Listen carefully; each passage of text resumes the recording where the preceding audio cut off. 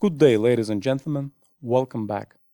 Today is March 13th, 2021, and I'm going to cover gold, dollar index, and US long-term interest rates. In today's video, I would like to explore the key question of the passing week. Did gold put in place a bottom? Let's start with gold.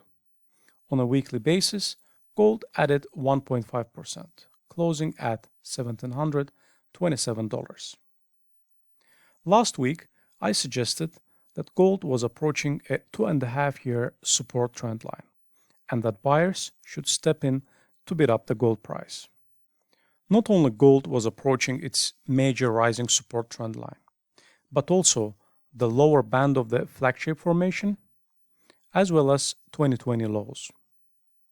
Three major support lines converged in a single point, around $1,670, $1,680 level.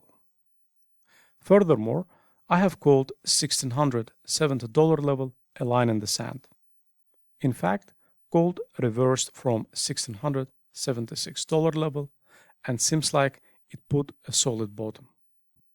So, what shall we expect next from gold, and where are the major resistance and support levels? Let's zoom in. After putting in place a bottom and making a higher low, gold is set to face its first resistance, the lower band of the wedge formation, which it broke down on February 26. Gold attempted to overcome this resistance on March 11, but failed, having sold off to $1,699 level. I believe gold should succeed on the second attempt and overcome this resistance, standing at $1,737, $1,740 level. Once gold manages to move back into the previously broken wedge formation, it will have to overcome the second defense line, upper band of the wedge formation, standing at $1,755, $1,760 level.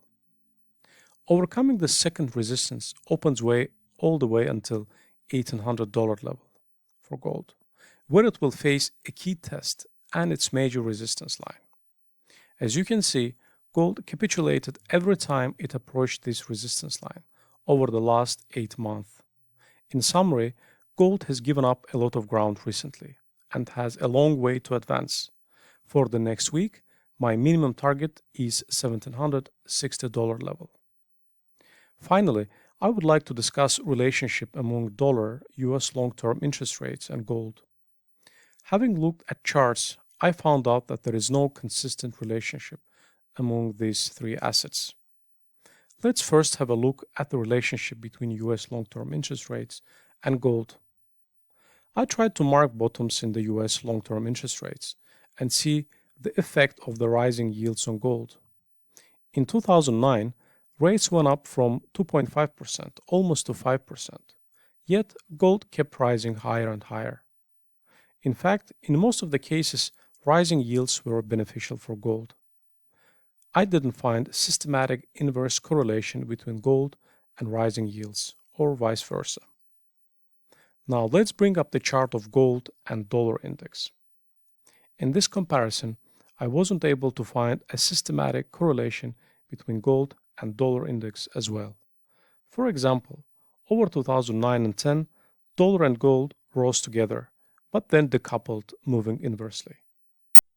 From 2014 to 2015, dollar strengthened by 27%, yet gold continued to trade flat.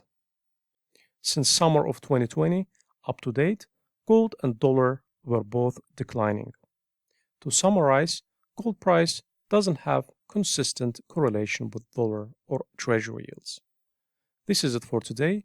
Please note that this video is not an investment advice and prepared solely for educational purposes. Wishing you a nice weekend.